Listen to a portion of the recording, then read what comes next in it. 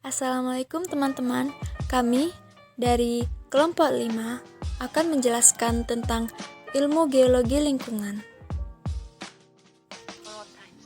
Pada video kali ini kami akan membahas tentang apa itu geologi, apa itu lingkungan, dan apa itu ilmu geologi lingkungan. Geologi berasal dari bahasa Yunani yakni geos yang memiliki arti bumi, serta logos yang memiliki arti ilmu. Jadi, bisa kita simpulkan bahwa geologi adalah suatu ilmu studi yang mempelajari material bumi dengan cara menyeluruh. Contohnya, seperti asal mula, struktur, penyusun kerak bumi, berbagai macam proses yang sedang berlangsung kemudian pembentukannya, ataupun yang sedang berlangsung sampai kepada keadaan bumi saat ini. Kemudian lingkungan. Secara umum, lingkungan dapat diartikan sebagai kombinasi dari berbagai unsur fisik meliputi sumber daya alam seperti flora dan fauna, air, tanah, mineral, serta energi matahari. Lingkungan juga mencakup hal-hal yang diciptakan manusia, termasuk bagaimana cara mengelola lingkungan fisik. Pengertian lain dari lingkungan secara umum adalah segala hal yang berada di sekitar manusia yang tinggal secara bersama-sama dan kemudian saling mempengaruhi satu sama lain terhadap kondisi kehidupan manusia. Nah, selanjutnya kita akan membahas tentang geologi lingkungan. Geologi lingkungan adalah interaksi antara manusia dengan lingkungan geologis. Lingkungan geologis terdiri dari unsur-unsur fisik bumi, batuan, sedimen, tanah, dan fluida, dan unsur permukaan bumi, bentang alam, dan proses-proses yang mempengaruhinya. Bagi kehidupan manusia, lingkungan geologis tidak hanya memberikan unsur-unsur yang menguntungkan atau bermanfaat, seperti ketersediaan air bersih, mineral ekonomis, bahan bangunan, bahan bakar, dan lain-lain, tetapi juga memiliki potensi bagi terjadinya bencana alam seperti gempa bumi, letusan gunung berapi, dan banjir. Geologi lingkungan bisa dikategorikan sebagai bagian dari ilmu lingkungan, karena ilmu lingkungan adalah dasar pemahaman kita mengenai bumi dan membahas interaksi manusia dengan seluruh aspek yang ada di sekelilingnya, termasuk aspek geologis serta dampaknya bagi kehidupan manusia. Karena itu, filosofi utama dari geologi lingkungan adalah konsep manajemen lingkungan yang didasarkan pada sistem geologi untuk pembangunan berkelanjutan dan bukan pada beban lingkungan yang tidak bisa diterima. Geologi dan lingkungan pada dasarnya memiliki hubungan yang tidak dapat dipisahkan, mengingat permasalahan lingkungan yang muncul sebagai akibat dari eksploitasi sumber daya alam yang merupakan subjek dan objek dari ilmu geologi. Geologi pada awalnya merupakan ilmu yang kurang mendapat perhatian dari para ahli teknik maupun para pembuat kebijakan. Ilmu ini mulai mendapat perhatian ketika eksploitasi sumber daya alam meningkat tajam dan berdampak pada degradasi dan kerusakan lingkungan.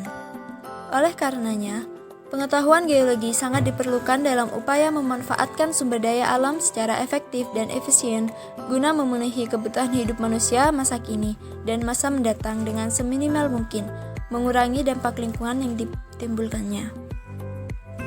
Dengan kata lain, geologi dapat diartikan sebagai penerapan informasi geologi dalam pembangunan, terutama meningkatkan kualitas lingkungan dan untuk meminimalkan degradasi lingkungan sebagai akibat perubahan-perubahan yang terjadi dan memanfaatkan sumber daya alam. Ada 7 konsep yang menjadi dasar ilmu geologi lingkungan, yaitu 1. Pada dasarnya, bumi merupakan suatu sistem tertutup. Bumi merupakan suatu sistem yang menjadi kesatuan terdiri dari unsur-unsur penutup yang menjadi kesatuan yang besar. Dari unsur-unsur yang terdapat di permukaan, saling menutup di bumi memiliki karakteristik yang saling berhubungan. 2. Bumi adalah satu-satunya tempat kehidupan manusia, namun sumber daya alamnya terbatas.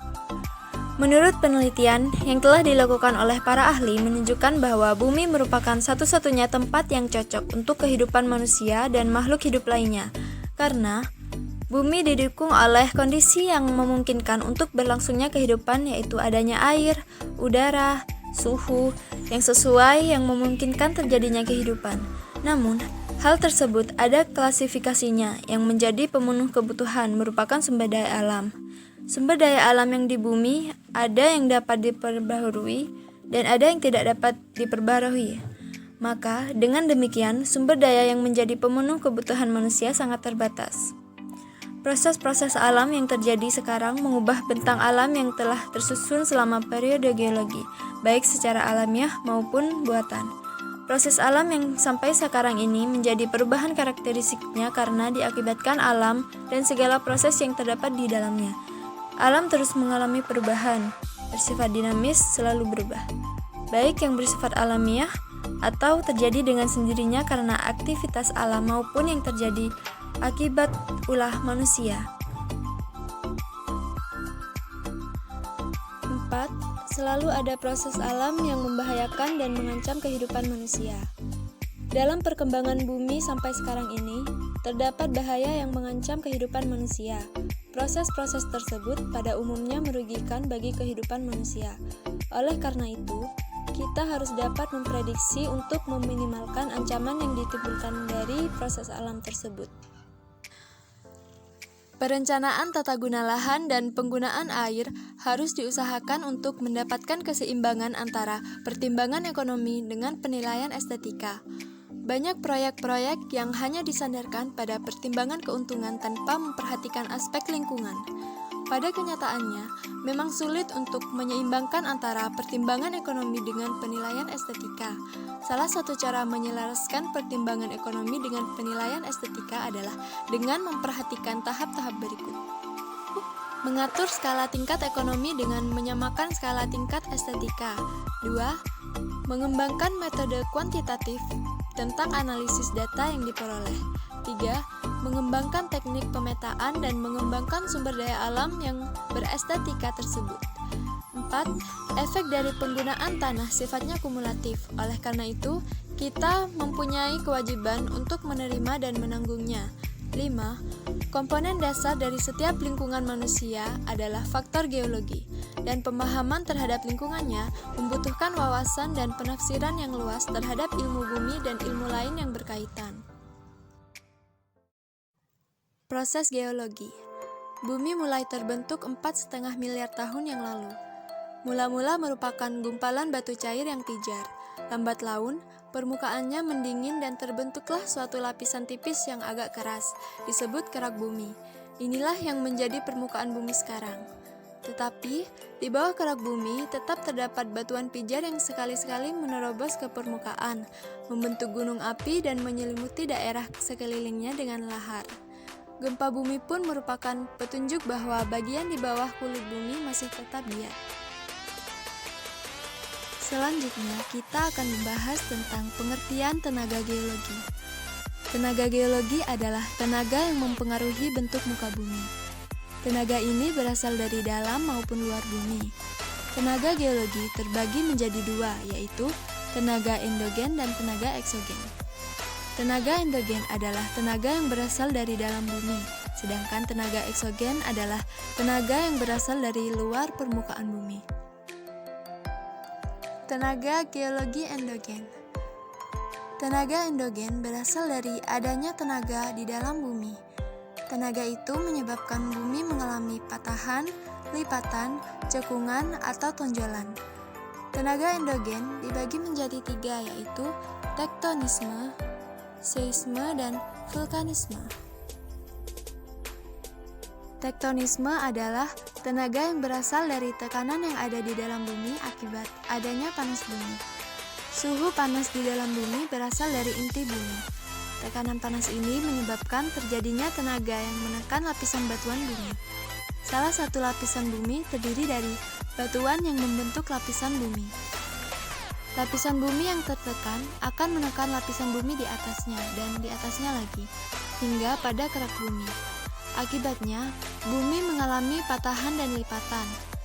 Lipatan bumi adalah bentuk muka yang terjadi akibat adanya tenaga tektonik vertikal maupun horizontal yang menekan lapisan bumi pada bagian yang lunak dan dalam waktu yang relatif lama. Akibat tenaga ini menyebabkan kulit bumi mengalami kerutan atau lipatan. Patahan adalah bentuk muka bumi yang terjadi akibat tenaga tektonik vertikal maupun horizontal. yang menekan lapisan kulit bumi yang lebih keras dalam tempo yang relatif cepat. Hal ini menyebabkan permukaan bumi menjadi patah. Vulkanisme adalah gerakan magma yang ada di dalam bumi. Magma adalah cairan panas yang ada di dalam bumi. Magma yang panas mendapatkan tekanan, sehingga magma bergerak menuju ke tekanan yang lebih rendah. Magma yang keluar dari dalam bumi disebut lava. Lava mendingin akan membentuk permukaan bumi. Salah satunya adalah terbentuknya dataran tinggi. Selain itu, cekungan akibat letusan gunung api yang besar dapat menjadi danau kaldera. Lava yang membeku juga dapat menyebabkan relief gunung semakin landai atau semakin tinggi. Seisme atau yang lebih dikenal dengan gempa bumi adalah gerakan atau getaran yang terjadi pada permukaan bumi. Getaran ini terjadi akibat adanya gelombang seismik. Gelombang seismik adalah gelombang yang terjadi akibat adanya proses patahan, lipatan, letusan gunung api atau gerakan magma di dalam bumi.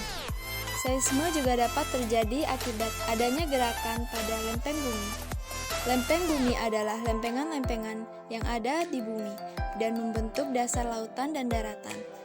Gelombang pada seisme dibagi menjadi dua, yaitu hiposentrum dan epicentrum. Hiposentrum adalah titik pusat gempa. Pusat gempa ini terjadi di dalam bumi. Sedangkan epicentrum adalah gelombang hasil rambatan dari hiposentrum. Semakin jauh dari pusat gempa, maka epicentrumnya akan semakin besar dan kekuatannya akan semakin kecil. Epicentrum dapat dikatakan sebagai medium yang merusak. Tenaga geologi eksogen. Tenaga ini memanfaatkan air, angin, maupun gletser dalam prosesnya. Tugas dari angin, air, maupun gletser adalah membawa materi atau mengikis permukaan bumi. Akibat dari tenaga ini terbentuk relief-relief seperti bukit, danau tapal kuda, atau gua-gua di sekitar pantai.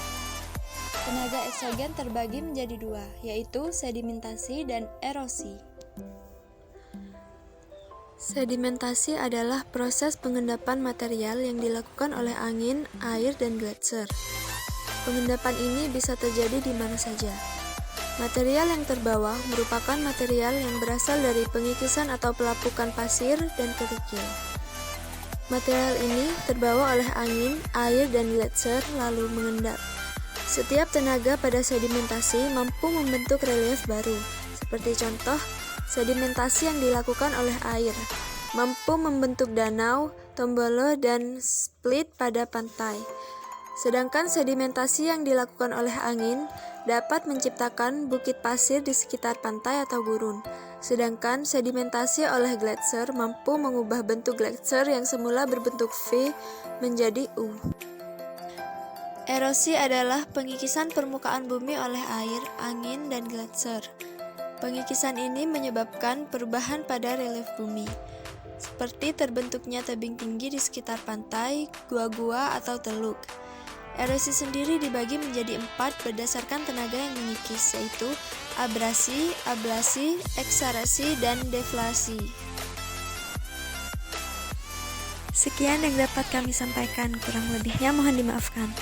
Wassalamualaikum warahmatullahi wabarakatuh.